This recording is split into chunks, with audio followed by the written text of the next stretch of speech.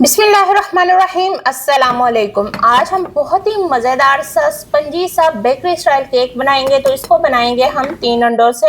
Half cup मैदा मैंने छलनी में डाल दिया है। 1.5 खाने का चम्मच हम इसमें डालेंगे कॉर्नफ्लावर यानी कि अरारोट। अगर आप आइसिंग शुगर इस केक में डालोगे तो फिर आपको अरारोट डालने की ज़रूरत नहीं है। अब हम इसमें डालेंगे baking powder half tea spoon.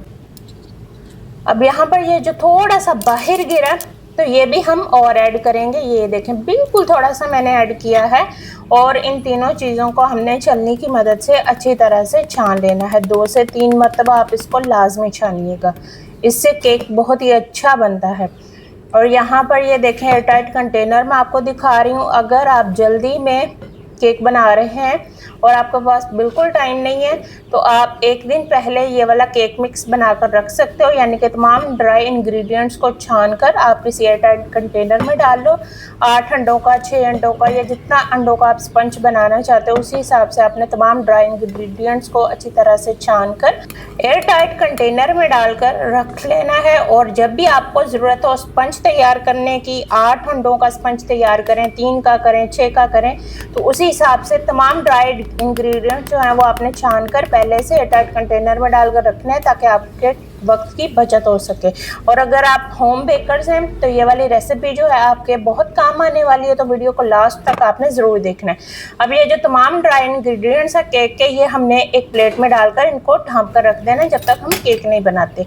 अगर आप एयरटाइट कंटेनर में डालना चाहो तो एयरटाइट कंटेनर में डाल सकते हो। अब यहाँ पर आप बाउल देख सकते हो, ये वाला गहरा राउंड नीचे से होना चाहिए बाउल, जिसमें आप एग्स को बीट करोगे, जिसमें आप बैटर जो है वो तैयार करोगे। तो इस तरह के बड़े बाउल्स भी आपको मिल जाते हैं बाजार से। इस तरह से किनारी वाला बाउल जो है वो आपने यूज़ नहीं करना, ये भी मैं आपको साथ ही दिखा रही हूँ। हम अक्सर ही बेकिंग बहुत शौक से करना चाहते हैं, लेकिन हमारी बेकिंग जो है वो प्रोफेशनल नहीं होती, वैसी हमसे चीज़ें नहीं बनती जैसे कि बेकरी पर मिलती हैं। तो इन छोटी छोटी बातों का ख्याल रखा करें। अब ये 1 पाउंड वाला जो केक का मोल्ड है ये मैं आपको दिखा रही हूँ। इसके नीचे जो है वो किनारी बनी हुई है, तो इस तरह के मोल्ड आपने कभी भी यूज़ नहीं करने केक वगैरह को बीट करने के लिए। अब यहाँ पर बटर पेपर कैसे काटते हैं ये भी मैं आपको तरीका जो है इसी वीडियो में बताऊंगी। यहाँ पर आप देख सकते हैं बटर पेपर की शीट है मेरे हाथ में। अगर आपने 1 पाउंड वाले मोल्ड में इस बटर शीट को लगाना है तो इस बटर पेपर को आपने इतना काट लेना है, 3 से 4 इंच छोटा जो है वो आपने दरमियान में से रखकर काट लेना है। और ये जो साइड बचेगी बटर पेपर की, ये आप 1 पाउंड वाला जो मोल्ड है उसके किनारों पर भी आप सांचे के लगा सकते हो। तो बीच में से इसको फोल्ड करेंगे, तरीका मैं आपको साथ साथ स्क्रीन पर दिखा रही हूँ।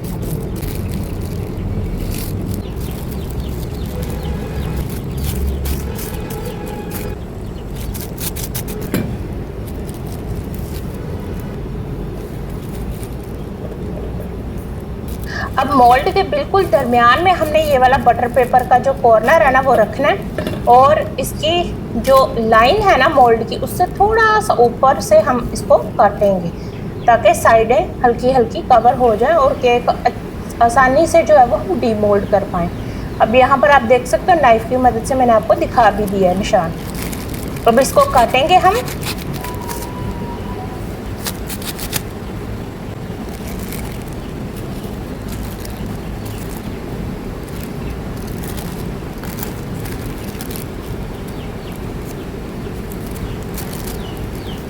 तो यहाँ पर बटर पेपर जो है वो हमारे सांचे के हिसाब से कट चुका है, इसको साइड पर कर देंगे। अब सांचे में हम लगाएंगे घी।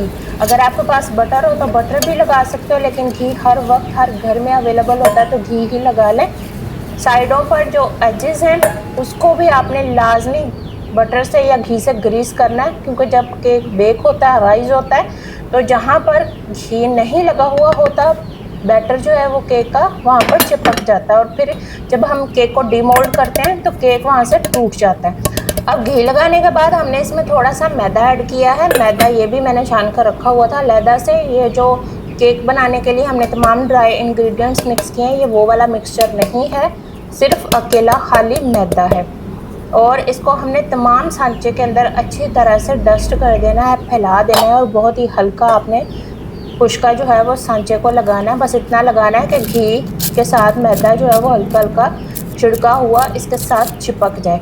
अब मैं स्पैचुला को इस्तेमाल करते हुए इसके अंदर बटर पेपर लगा रही हूँ ताकि अच्छी से आप इसकी कंडीशन जो है वो देख सको और बटर पेपर की जो लुक है वो आपको प्रॉपर नजर आए। अब यहाँ पर जो घर में रेगुलर चीनी आती है ये वही वाली चीनी है साबुत और ये हाफ कप है।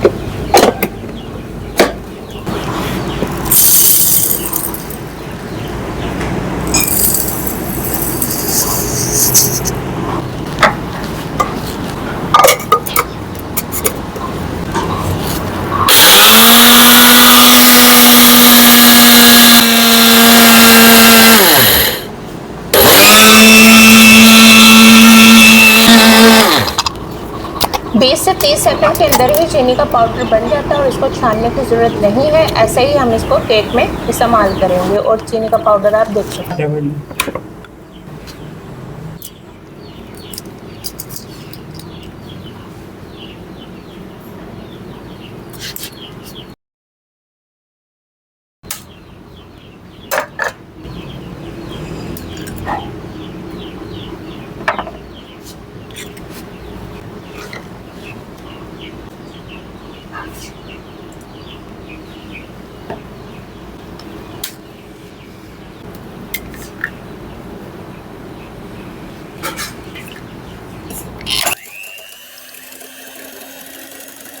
अब यहाँ पर एक गहरा बाउल जो हमने लिया है, अभी आप देख सकते हो इसने जो बीटर के हुक्स है वो प्रॉपरली अंडे के अंदर डिप नहीं हो रहे, तो हमने इसको थोड़ा सा टेढ़ा करना है और बाउल को जब हम टेढ़ा करेंगे ना तो तकरीबन आधे आधे जो बीटर के हुक्स है ना वो अंडे में डिप हो जाएंगे और जब ये बीटर चलेगा तो अंडे अच्छी तरह से बीट हो जाएंगे, जल्दी से फ्लफी हो जाएंगे।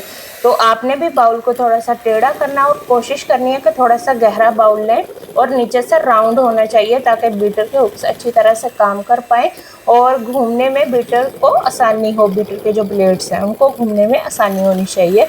किनारी वाला बाउल आपने यूज़ नहीं करना या कांच वाला जो बाउल होता है ना वो भी आप ले सकते हो।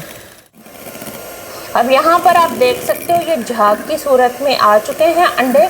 हमने इनको इतना बीट करना है, फर्स्ट जो हमने इनको बीट करना है 1 से 2 मिनट तक बीट करना है और उसके बाद हमने इसमें ऐसा ऐसा पिसी हुई चीनी ऐड करनी है और हमने डालना है इसमें एसेंस। मैं मैंगो एसेंस ले रही हूँ, आप कोई सा भी एसेंस ले सकते हो, वनीला ले सकते हो, स्ट्रॉबेरी ले सकते हो या इलायची का भी एसेंस आप यूज़ कर सकते हो। अब हमने इसको 7 से 8 मिनट तक मुसलसल बीट करना है।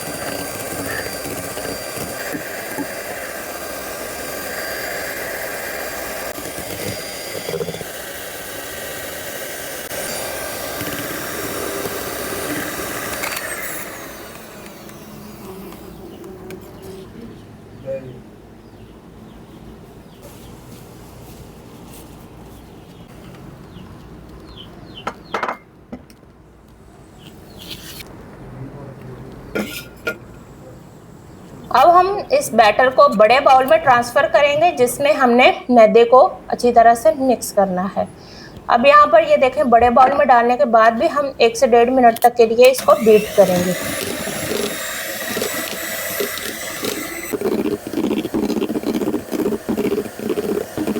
अब जो थोड़ा बहुत हमने छोटे बाउल से जब बैटर को अंडों को निकाला था तो ये देखें हल्के से लिक्विड ही थे, लेकिन अब जो है बिल्कुल झाग की तरह अंडे हो चुके हैं। फोमी सा इनका टेक्सचर आ चुका, फोम की तरह हो चुके हैं ये। अब हम बीटर को बंद करेंगे और इसमें मैदा मिक्स करेंगे जो कि तमाम ड्राई इंग्रेडिएंट्स हमने केक के लिए मिक्स करके रखे हुए हैं। तो ये अब हम इस बैटर में मिक्स करेंगे। थोड़ा थोड़ा करके आपने मैदा डालना है और इसको अच्छी तरह से आपने अंडों में फोल्ड करना है। फोल्ड करने का भी बहुत ही अहम स्टेप होता है। बहुत सारे लोग इसको जल्दी जल्दी और तेज़ तेज़ हाथों से मिक्स करते हैं जिसकी वजह से अंडे जो राइज हुए हुए होते हैं, झाग की तरह फूले हुए होते हैं, वो बैठ जाते हैं और फिर केक का जो स्पंज है ना वो हार्ड हो जाता है। तो कोशिश करें हल्के हाथों से मैदे को बैटर के अंदर फोल्ड करें ताकि केक में अच्छी तरह से जाल बने और अंडे जो हमने फेंटे हुए हैं और इनका फोमी सा टेक्सचर हम लेकर आए हैं 15 से 20 मिनट तक बीट करके, वो बैठे नहीं। अब बिल्कुल थोड़ा थोड़ा करके हमने 3 पोर्शंस में ये वाला मिक्सचर जो है वो इस बैटर में डालना है और बहुत ही हल्के हाथों से हमने मैदे को अंडों में मिक्स करना है। वीडियो की स्पीड मैंने थोड़ी सी तेज़ किया तो आपको ऐसा लग रहा होगा कि मैंने बहुत जल्दी में ये वाला मिक्सचर जो है ये रेडी किया है। तो मैंने वीडियो की स्पीड थोड़ी तेज़ की है ताकि टाइम आपका वेस्ट ना हो और तमाम डिटेल्स जो है वो भी आपके साथ शेयर हो जाए और आप बेकरी स्टाइल केक घर पर बना सको। और वीडियो पहले ही बहुत ज़्यादा लंबी हो गई थी तो इसी वजह से मैंने वीडियो की स्पीड थोड़ी सी बढ़ा दी है। अब यहाँ पर जो आखिरी बचा हुआ मैदा था वो वाला बैच भी मैंने इसी बैटर में डाल दिया है। अब इस तरह से भी आप मैदे को बैटर के अंदर फोल्ड कर सकते हो, लेकिन नीचे से ऊपर की तरफ आपने इस तरह से बैटर को निकालना है ताकि आपको ये कंफर्म हो जाए कि नीचे खुश्का बैठा हुआ नहीं है, क्योंकि जब हम इसको मोल्ड में डालेंगे, सांचे में डालेंगे तो फिर नीचे खुश्का बैठा हुआ होगा तो फिर केक का जो हमारा टेक्सचर वो भी खराब हो जाएगा और ये वाला जो मैदा नीचे बैठा हुआ होगा वो केक के साथ मिक्सअप नहीं होगा, वो अलग ही रहेगा पाउडर की तरह।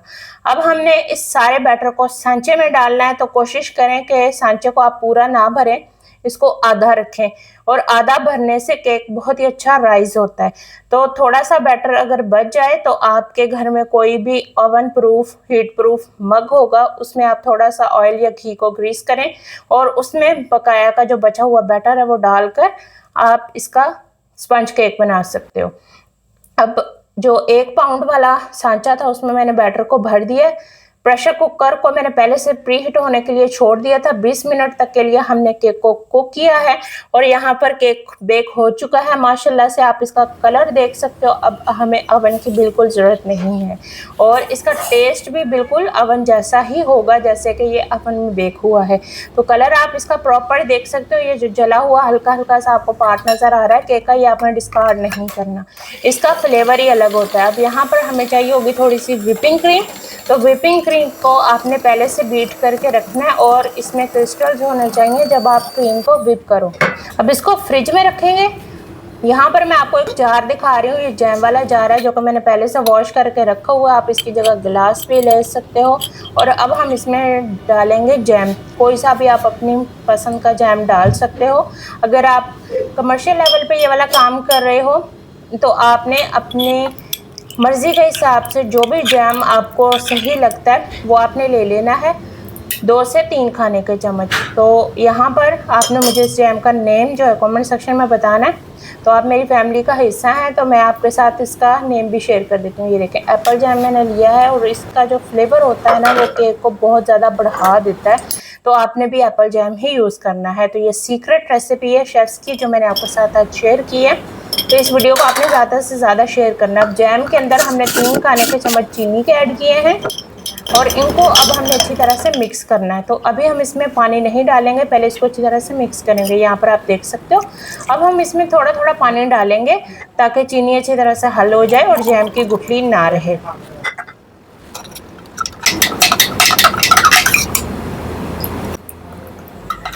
तो अब ये वाला जो लिक्विड है, सिरप है मीठे वाला, इसमें हमने थोड़ा सा डाला है फूड कलर। आप पिंक वाला भी डाल सकते हो और रेड फूड कलर भी ऐड कर सकते हो। मिक्स करेंगे और इसको फ्रिज में रख देंगे। अब यहाँ पर केक का जो स्पंज है वो भी अच्छी तरह से ठंडा हो चुका है और अब इस स्पंज को बाहर निकालेंगे।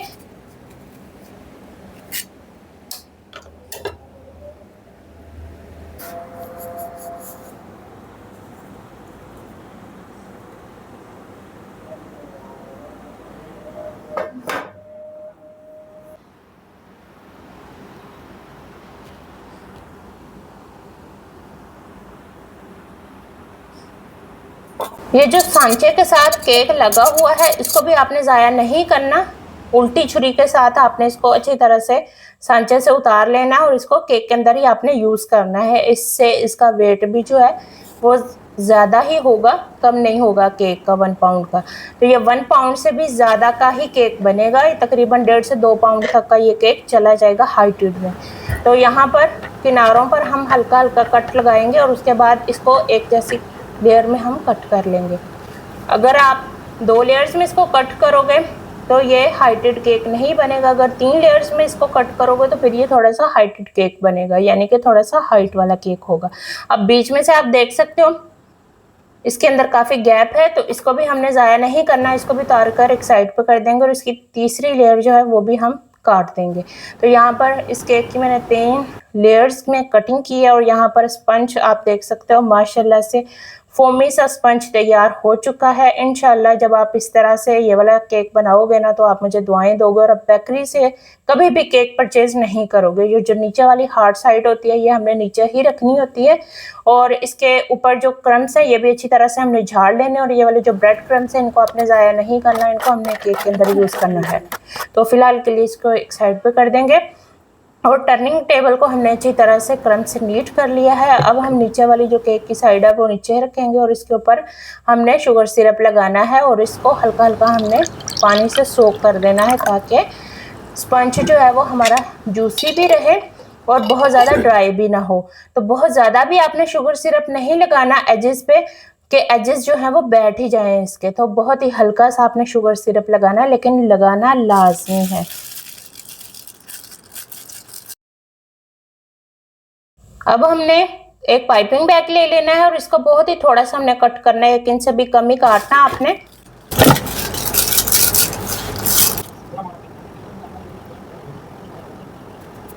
हाफ इंच से भी कम ही आपने क्रीम की लेयर केक के अंदर रखनी है और इसको नाइफ से आपने फैला देना है। जहां से आपको लगे कि केक के जो एजेस हैं वो थोड़े से बैठे हुए हैं वहां पर आपने इसके उभार के लिए हल्की सी क्रीम एक्स्ट्रा लगा देनी है ताकि किनारा जो है वो बैठा बैठा ना लगे केक का।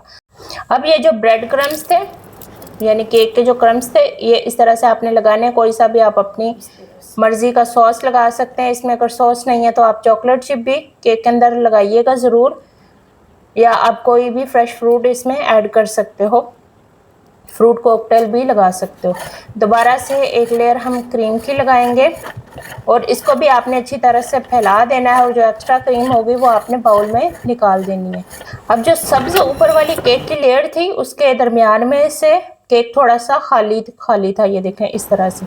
तो सारे जो केक के क्रम्स हैं वो मैंने दरमियान में रख दिए हैं ताकि इसमें थोड़ा सा उभार पैदा हो जाए। अब हल्का सा शुगर सिरप मैंने इसके ऊपर दोबारा लगाया है और अब हम इसको क्रम कोट करेंगे ताकि इसके क्रम्स जो हैं वो क्रीम के अंदर अच्छी तरह से दब जाए।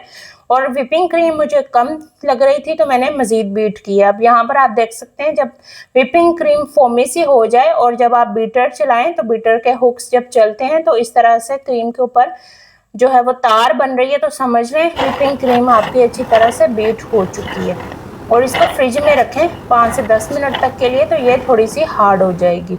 अब यहाँ पर नाइफ की मदद से अच्छी तरह से क्रीम से हमने केक को कोट कर लेना है। और अगर आप इस तरह से केक के ऊपर डिज़ाइन बनाना चाहो लाइंस वाला तो इसी नाइफ से ही आप बना सकते हो। तो अच्छी तरह से इसको नीट कर लें। अब मुझे यहाँ पर क्रीम चाहिए थी थोड़ी सी कलरफुल, तो मैंने इसमें ग्रीन फूड कलर ऐड किया है, लिक्विड वाला। आप पाउडर वाला भी डाल सकते हो। तो अगर आपको थोड़ा सा ब्राइट लाइट सा कलर चाहिए यानी कि पैरेट कलर चाहिए तो आपने ग्रीन फूड कलर में 1 से 2 कतरे येलो फूड कलर के ऐड कर देने, तो ये कलर थोड़ा सा ब्राइट हो जाएगा यानी कि पैरेट कलर बन जाएगा। तो ये वाला कलर मुझे सही नहीं लग रहा था तो मैंने इसमें 1 से 2 कतरे येलो फूड कलर के ऐड किए हैं। अगर मुझे ज़रूरत होगी तो मैं इसमें मज़ीद फूड कलर ऐड कर दूंगी। तो मुझे ये वाला जो ग्रीन फूड कलर है थोड़ा कम लग रहा था क्रीम के अंदर, तो मैंने मज़ीद ऐड किया है। तो जैसे ही मुझे कलर अच्छा लगेगा, एडजस्टेबल होगा, जैसा मुझे पसंद है वैसा आ जाएगा तो मैं फूड कलर डालना बंद कर दूंगी। तो ये आपकी अपनी मर्जी पर है, जैसा आपको कलर चाहिए वैसा आप सेट कर सकते हो क्रीम के अंदर। ये 349 नंबर की एक नोज़ल है जो कि मैं इस्तेमाल कर रही हूँ। अब यहाँ पर क्रीम के अंदर फूड कलर मिक्स करने के बाद मैंने इसको फ्रीज़र वाले खाने में रख दिया था ताकि ये थोड़ी सी हार्ड हो जाए। आपने देखा होगा जब भी हम क्रीम के अंदर लिक्विड फूड कलर ऐड करते हैं तो ये थोड़ा सा लिक्विड ही हो जाती है विपिंग क्रीम। तो आपने थोड़ा ज़्यादा इसको बीट करना है ताकि ये हार्ड हो जाए और जब हम इसमें फूड कलर ऐड करें तो ये लिक्विड ही ना हो। तो इसके ऊपर अब हम क्रीम के ड्रॉप्स लगा लेंगे, थोड़ा फासले पर लगाइएगा। अगर बीच में हमारा प्लान चेंज हो गया तो हम वाइट इसके फ्लावर्स जो हैं वो भी बना लेंगे। तो अब यहाँ पर आपने मुझे बताना है कि वाइट के साथ ग्रीन कलर कैसा लग रहा है। इंडिपेंडेंस डे भी आ रहा है तो उसी मुनासबत से मैंने ग्रीन और वाइट का जो कॉम्बिनेशन है वो बना दिया है। अब यहाँ पर आप देख सकते हो कि मैंने फ्लावर्स के लिए जो नोज़ल डाली थी ये आप देख सकते हो इस तरह से इसका डिजाइन बन रहा है। जो हमने व्हाइट और ग्रीन कलर की क्रीम एक साथ पाइपिंग बैग में डाली थी वो अब जाकर मार्बल डिजाइन दे रही है। तो मुझे बताइएगा कौन सा ज्यादा डिजाइन अच्छा लग रहा है, खाली जो ग्रीन वाला है वो अच्छा लग रहा है या व्हाइट और ग्रीन दोनों मिक्स अच्छा लग रहा है। तो यहाँ पर अब आपको लाइट से सही से आइडिया हो जाएगा कि कैसा लग रहा है, व्हाइट और ग्रीन अच्छा लग रहा है या अकेला ग्रीन अच्छा लग रहा है। तो मुझे कमेंट सेक्शन में लाजमी बताइएगा कि कौन सा कलर इसके ऊपर ज़्यादा सूट कर रहा है। अब हमने व्हाइट फ्लावर्स भी बना देने हैं नोजल की मदद से।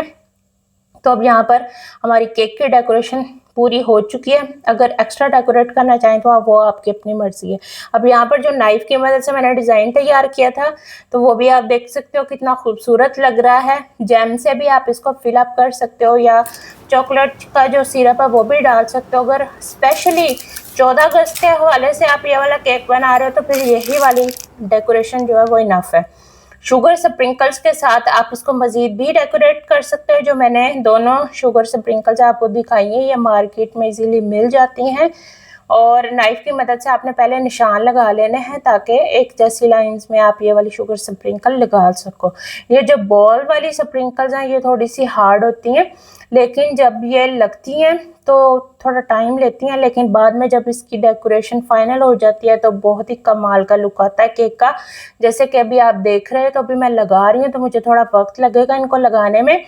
आपको केक की ये वाली डेकोरेशन कैसी लगी कमेंट सेक्शन में मुझे जरूर बताइएगा। मेरे पास ये वाली स्प्रिंकल्स पड़ी हुई थी क्योंकि काफ़ी अरसा जो है तकरीबन 7-8 माह मैंने भी हल्की फुल्की बेकिंग की है अपने चैनल पर वीडियोस अपलोड करने के लिए।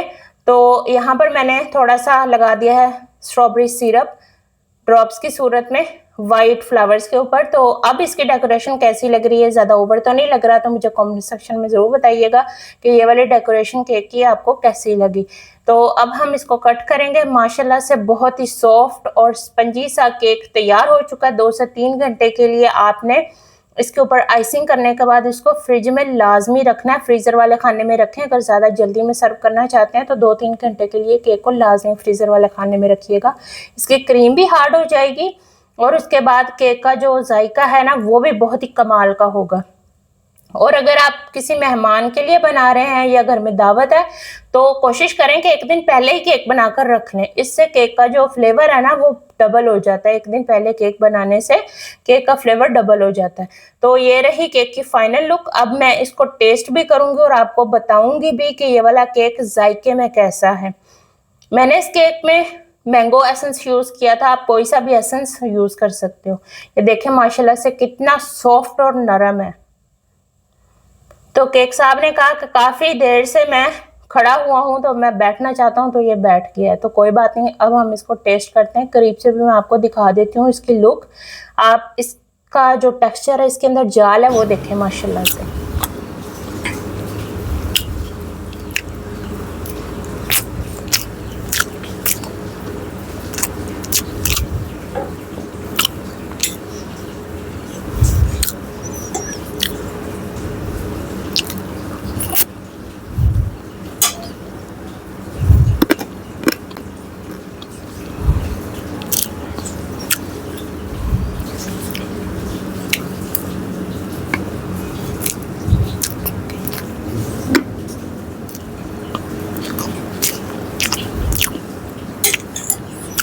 बहुत मज़ेदार, डिलीशियस।